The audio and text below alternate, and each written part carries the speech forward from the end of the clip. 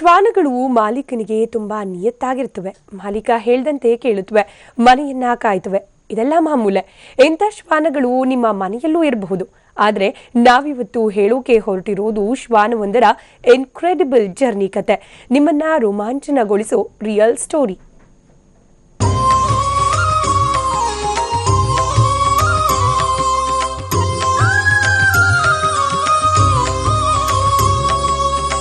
ಇದೇ ನಾವಿವತ್ತು ಹೇಳೋಕೆ ಹೊರಟಿರೋ ರೋಮಾಂಚಕ ಸ್ಟೋರಿಯ ಹೀರೋಯಿನ್. ಇದೊಂದು ಸಾಮಾನ್ಯ ಬೀದಿ ನಾಯಿಯಷ್ಟೇ. ನಮ್ಮ ರಾಜ್ಯದ ಉಡುಪಿ ಜಿಲ್ಲೆಯ ಕೊಲ್ಲೂರಿನ ಮೂಕಾಂಬಿಕಾ ದೇವಾಲಯದ ಪಕ್ಕದಲ್ಲೆಲ್ಲೋ ಅಲಿದಾಡ್ತಿತ್ತು. ಕೇವಲ ಹಾಗೆ ಅಲಿದಾಡ್ತಿದ್ರೆ ಶ್ವಾನ ಯಾವತ್ತೂ ಸುದ್ದಿ ಆಗ್ತಾನೆ ಇರ್ಲಿಲ್ಲ.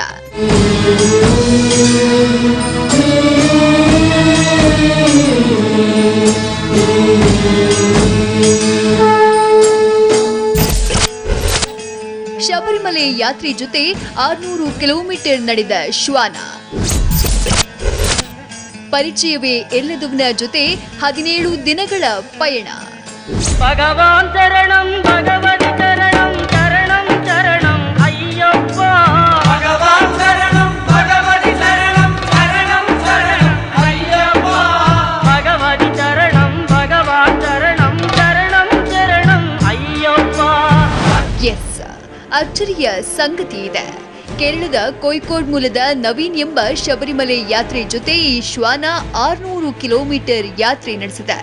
ಕೇರಳ ರಾಜ್ಯದ ವಿದ್ಯುತ್ ಶಕ್ತಿ ನಿಗಮದಲ್ಲಿ ಕೆಲಸ ಮಾಡ್ತಾ ಇದ್ದ 38 ವರ್ಷದ ನವೀನ್ ಡಿಸೆಂಬರ್ 7ರಂದು ಕೊಲ್ಲೂರಿನ ಮೂಕಾಂಬಿಕಾ ದೇವಾಲಯದಿಂದ ಶಬರಿಮಲೆಗೆ ಪಾದಯಾತ್ರೆ ಶುರು ಮಾಡಿದ್ದ. ಯಾತ್ರೆಯ 2ನೇ ದಿನ ಅಂದ್ರೆ ಡಿಸೆಂಬರ್ 8ರಂದು ಈ ಶ್ವಾನ ನವೀನ್ಗೆ ಸಿಕ್ಕಿತ್ತು. ಅದು ನವೀನ್ಗೆ ಜೊತೆಯಾಗಿತ್ತೇ ಇಂಟ್ರೆಸ್ಟಿಂಗ್ ಸ್ಟೋರಿ. ಮಾಲು ನನಗೆ ಸಿಕ್ಕಾಗ ನಾನು ಸುಮಾರು 80 ಕಿಲೋಮೀಟರ್ ಪಾದಯಾತ್ರೆ ಮುಗಿಸಿದ್ದೆ.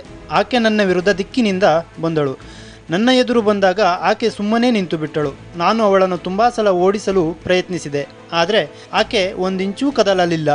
ನನ್ನ ಹಿಂದೆಯೇ ಬರಲಾರಂಭಿಸಿದಳು.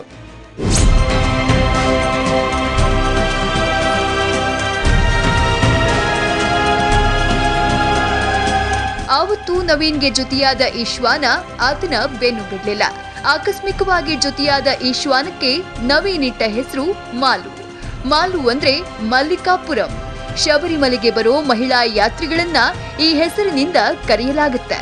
ವಿಶೇಷ ಅಂದ್ರೆ ಮಾಲು ನವೀನ್ಗೆ ಜೊತೆಯಾಗಿದ್ದಷ್ಟೇ ಅಲ್ಲ, ರಾತ್ರಿ ವೇಳೆ ನವೀನ್ ಮಲಗಿದ್ದಾಗ ಆತನ ವಸ್ತುಗಳಿಗೆ ಕಾವಲು ಕಾದಿತ್ತು. ಮುಂಜಾನೆ 3 ಗಂಟೆಗೆ ಸರಿಯಾಗಿ ಲುಂಗಿ ಎಳೆದು ಎಚ್ಚರಿಸುತ್ತಿತ್ತು.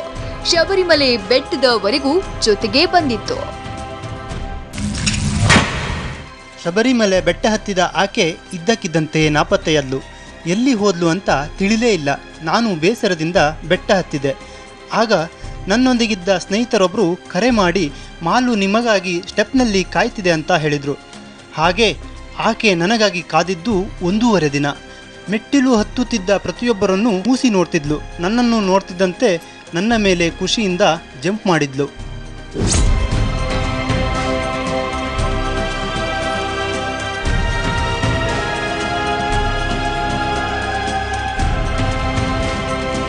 ವಿಶೇಷ ಅಂದ್ರೆ ಶಬರಿಮಲೆ ಯಾತ್ರೆಯಲ್ಲಿ ತನಗೆ ಜೊತೆಯಾಗಿದ್ದ ಮಾಲುವನ್ನ ನವೀನ್ ಮನೆಗೆ ಕರೆದೊಯ್ದಿದ್ದಾನೆ.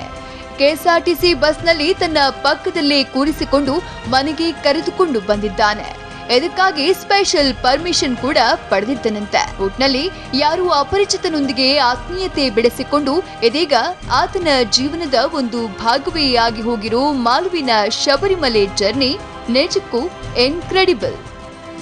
Bureau report, TV9.